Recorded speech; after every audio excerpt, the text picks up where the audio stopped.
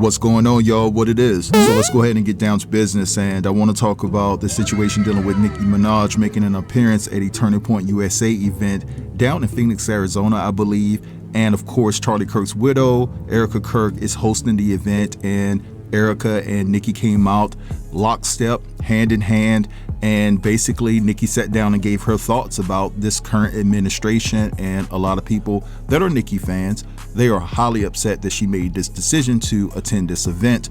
But Nicki is adamant about not being afraid to be who she actually is anymore. She's sick of the bullies and things of that nature.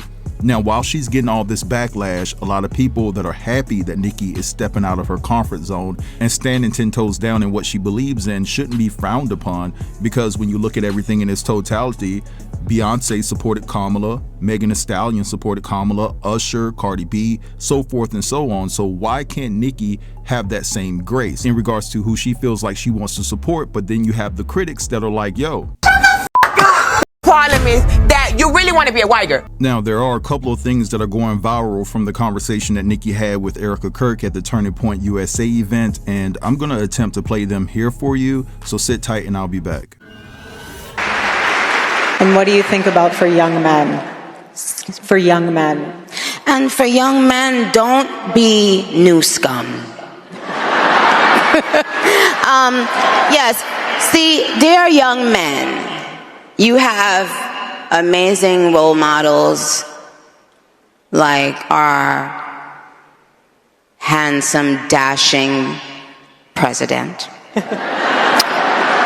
And you have amazing role models like the assassin J.D. Vance, our vice president. And when I say that,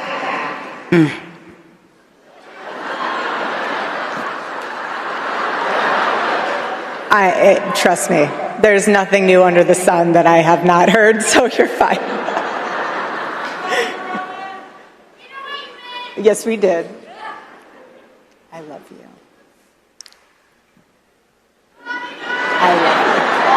You have to laugh about it, truly. I have been called every single thing, and you know what? God is so good, you let it roll right off your back.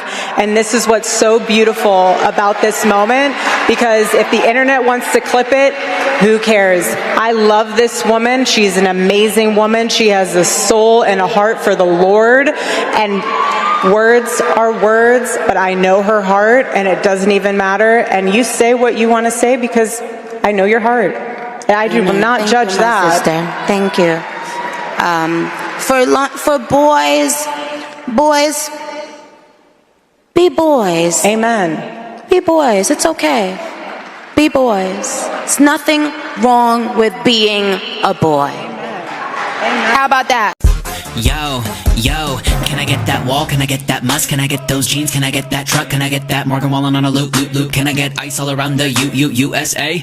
I was like Trump, hey, do you think you could put a red hat on a Barbie? If as black women we felt that we were not being represented and not being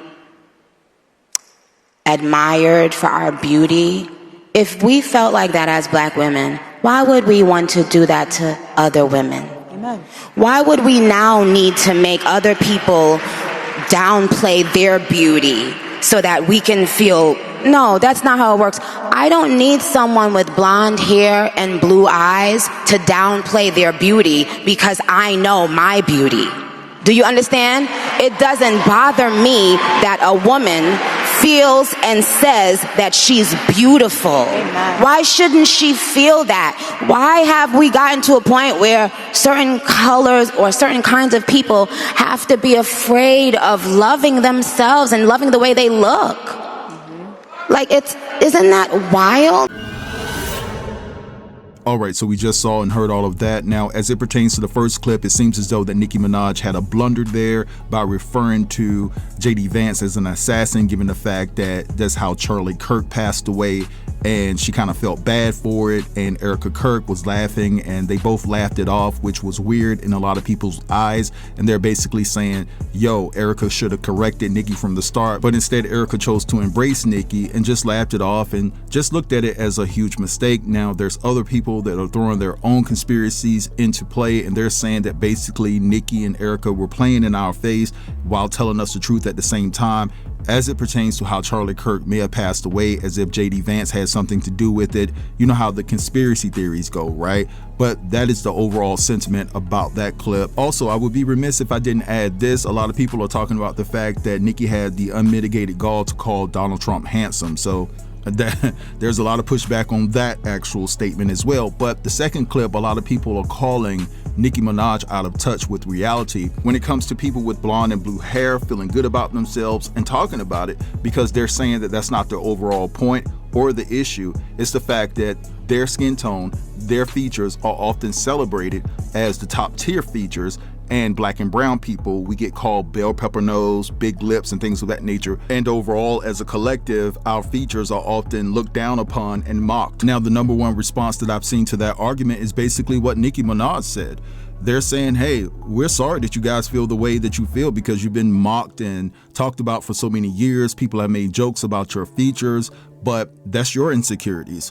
We should be able to freely be happy about how we look and who we are. Now, what I'm going to do right here is turn your attention to a couple of people reacting to all of this, and then I'll be back to close the video. Erika Kirk just brought Nicki Minaj out as a guest on Turning Point, and I am so happy. Like, you guys, it doesn't matter if you don't agree with her. I am so glad that Nicki is standing in her truth. She is standing up for being a Christian. She's standing up for, if she wants to be conservative, she's going to be conservative. It doesn't matter what you guys think. It doesn't matter. So, enjoy! Nicki Minaj has joined forces with Erika Kirk to come out to speak to MAGA Nation at Turning Point USA's America Fest. What? Bro, what are you talking about, man? You heard me correctly. Nicki Minaj was widely considered one of the greatest rappers of all time, who is single-handedly ruining her legacy while she's alive, is full MAGA. It is insane to me to watch someone like Nicki Minaj turn into a MAGA cult Barbie before our eyes. She came out to give a speech saying things like she has love and admiration and respect for Trump, and that there are leaders and heroes to look into this nation. I have the utmost respect and admiration for our president. He has, I don't know if he even knows this, but he's given so many people hope that there's a chance to beat the bad guys and to win, and to do it with your head held high and your integrity intact. You know what I want from you? I want you to sit down and I want you to shut the fuck up. You support Trump and have admiration for Trump because Trump is a pedo that has been able to be a pedo publicly, nothing happened to him, and your husband is a pedo and can't even be around other children. You have amazing role models like the assassin JD Vance, our vice president. I have been called every single thing, and you know what? God is so good, you let it roll right off your back. And this is what's so beautiful about this moment, because if the internet wants to clip it, who cares? I love this woman. Her face what you said on that day so she can hear it for herself again. Is sustained. Republicans, because no moral line or test that they can pass where morality matters. You care about MAGA because it is a grift. Turning Point USA spent $25 million in 2023 for speakers, and this organization has raised $100 million since Charlie Kirk died. So I'm sure Nicki Minaj is getting paid a couple of $1 million to speak at Turning Point USA. To take it a step further, though, she talks about black women and how black women shouldn't be tearing down white women, and because black women have always had America tell them that their looks are not good enough or that they're less than, that we shouldn't turn around and do that to white women. Why would you, as a black foreigner in America, come on a stage with white people who hate foreigners, hate Caribbean people who look like you, hate black Americans, hate women? Why would you feed into their talking points? To see someone turn into a weaponized version of themselves for a party that hates everything about her is insane to me. It's insane to me. And I think, you know, maybe her visa status is ending, or she's looking for a payout, or she's looking for a pardon for her husband or her family. Who knows? There's always a grift when it comes to these people, but this is ridiculous. All right, so you guys just heard their perspectives and their point of views. Now I want to hear from you. Feel free to drop down in the comments and let me know what you think. Don't forget to like, comment, share, and if you're new here, consider subbing to the channel. I'll holler at you guys later. Peace. Tough News TV. We out.